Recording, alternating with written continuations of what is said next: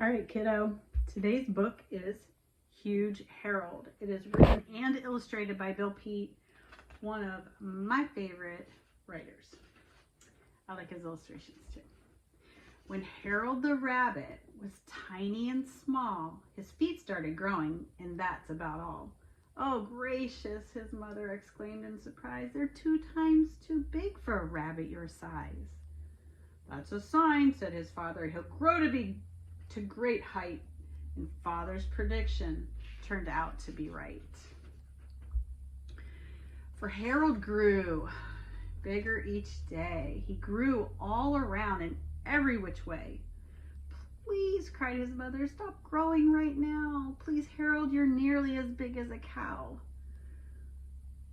Oh, what a big problem, his father cried. There's no place around here where Harold can hide. He can't hide in bushes or in hollow logs. He'll soon be discovered by hunters and dogs. That's right, said his poor mother, wailed in despair. He'll have to go live in the deep woods somewhere. So with tears in their eyes, the first thing the next day, they watched as huge Harold, their son, hopped away. He galloped along with his big rabbit feet, off through a meadow of waving gold wheat. He crossed a green pasture without being seen. Then he followed a creek bed along a ravine. He's going far, you guys. He hopped through a cornfield, along a rail fence, and came to a woods that was gloomy and dense. I must say, said Harold, it doesn't look cheery. It looks very spooky and creepy and eerie. I suppose, he continued, there's nothing to fear, for it doesn't seem likely there's anyone here. As he hopped down a path through twisty old trees, there wasn't a sound but a whisper of breeze. Then he heard a faint rustle, a twig snapping sound. Then he stopped in his tracks and looked quickly around. He saw foxes and weasels with eyes black and beady, and a tree full of owls with eyes fierce and greedy. Yikes. Now, said one owl, if we play it just right, we'll all have a big rabbit banquet tonight. I'm sorry, said Harold, to say I can't stay. And in one frantic leap, he was off and away. He raced through the bushes at such a fast pace that the weasels and foxes soon gave up the chase. But Harold kept running. So great was his fright, till the spooky old forest was miles out of sight. I'm tired, said Harold. I'm through for the day. And he flopped down to rest on a big stack of hay. But his nap was cut short by a bossy old cow who said, Get off our breakfast and get out right now. And stay out of my pen and don't eat in my trough, said a grimy old pig. Now you'd better be off. Of course, there was nothing that Harold could say, so he left the cow pasture and went on his way. As he rambled along, a sweet scent crossed the breeze, the fresh green aroma of lettuce and peas. A scarecrow stood by with his arms in the air, as if he might say, Help yourself, I don't care. But Harold had no more than started his feast when he heard someone shouting, Now stop it, you beast! A farmer came running across the barn lot, took aim with his rifle and fired a shot. Harold had never been shot at before, and he raced in a panic for 5 miles or more. Then he stopped at a creek and he sat down on a rock and tried to relax and get over the shock. A big rabbit like me isn't safe anywhere, he said with a long, weary sigh of despair. As I sat staring helplessly down at his toes, a raindrop surprisingly plopped on his nose.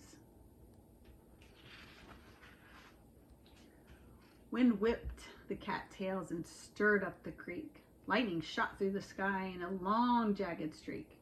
It's a storm, said poor Harold. I'd better find shelter. And away to a hilltop he ran, helter-skelter. He discovered a house, a deserted old place with a dark, ghostly windows like eyes in its face. He approached the old mansion with feelings of doubt. Which would be safer now, inside or out? His decision was made by a great thunder crash, and Harold was through the front door in a flash.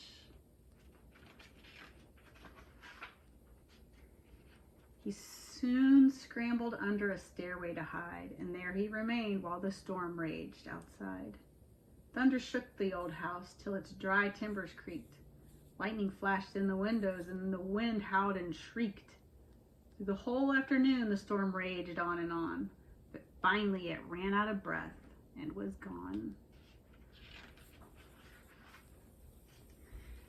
Then Harold crawled out and began to explore. He crept up the stairs to the very top floor, which was stacked to the rafters with all sorts of things, including a bed with a mattress and springs. He tried out the bed and he found it too small. But it's better, he reasoned, than no bed at all. He awoke the next day to the squeak of a floor and the sound of some footsteps below on the floor. So he tiptoed downstairs to see what made the noise and came face to face with two terrified boys. "It's a ghost! It's a ghost!" they both screamed as they fled. But one of them stopped. "It's a rabbit," he said. "Yes, that's the big rabbit that Oliver Hatch shot at and missed in his vegetable patch." And away they both ran just as fast as they could to tell everyone in the whole neighborhood.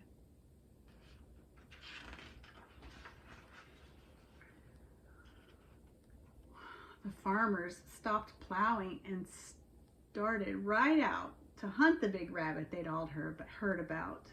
When they reached the old mansion, no rabbit was there. He was racing far off through the country somewhere. But the hunters kept snooping and picked up the trail, and they started the hunt for the big cottontail. What would you do if you ran into a giant rabbit? Huge Harold was now in a worse spot than ever. To outwit the hunters, he'd have to be clever. He ran down ravines and he ran up low ridges and waded down creeks and hid under bridges. He ran on for many, many a mile, then finally decided to rest for a while. So he spotted a hideout, and with a big hop, he came plopping down on a leafy treetop. You see him? This fooled the hunters and also their dogs, who sniffed around the tree trunk and peeked into logs. But they never once thought to look up in the tree. It wasn't a place where a rabbit should be. So at last they gave up and all went away and promised to start again early next day. Oh, poor Harold. The great hunt continued for week after week, like a countryside contest of hide and go seek. It went on and on through the month of September and into October and all through November. December arrived with the first heavy snow, and the temperature dropped down to 14 below. It's getting cold outside. Ugh. Harold shivered and shook from his frostbitten nose all the way down to his half-frozen toes. "I'm done for," he said. "I'm through altogether if I don't get out of this terrible weather." Just about then, something red caught his eye. A big, friendly barn on a hilltop nearby. He headed straight for it, and in one big hop, he leaped through the window way up at the top. Then he said as he lay in a big bed of hay, "This is the end. I'm through running away." Tired. He's got to be tired. Harold was spotted by Orville B. Croft, who heard some loud snoring way up in his loft. "Well now," he said, "daggone and dagnabbit. That's what I call a whopping big rabbit." Then all at once he heard someone shout, and he opened a window and he poked his head out. Uh-oh. "What's all the commotion and hullabaloo? I'd just like to know what think you're up to." "We're hunting a rabbit," the hunters replied. "And we'll look through your barn if you'll let us inside." "He's in here," said Orville, "and here's where he'll stay. And you're not coming in, so be off on your way." The hunters all grumbled and kicked up the snow, but at last they gave up and decided to go. That Orville B. Croft was both gentle and kind, but still Harold feared what he might have in mind. He was given fresh water and always well fed, along with the horses, both Buster and Ted. "I know," thought Harold, "just what he's up to. Fatten me up for a big rabbit stew." But when winter was over and spring came along, Harold discovered that he had been wrong. One day he was brushed with the greatest of care to get all the foxtails and burrs from his hair.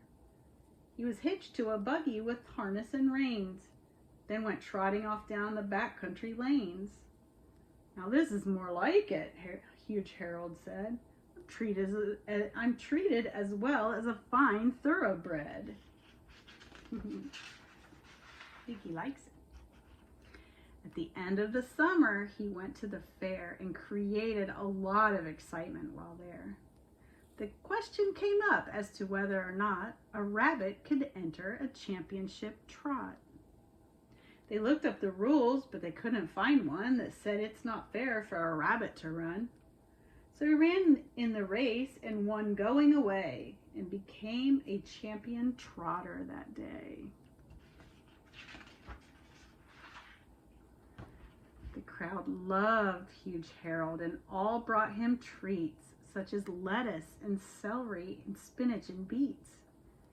It was too good to be true, like a wonderful dream. Why, they even brought Harold some carrot ice cream. But all the success didn't go to his head, for he remained very modest and humble instead. For rabbits, you see, aren't affected by fame. No matter what happens, they're always the same. I love Bill Peet books. Huge Harold. Get this one on your shelf.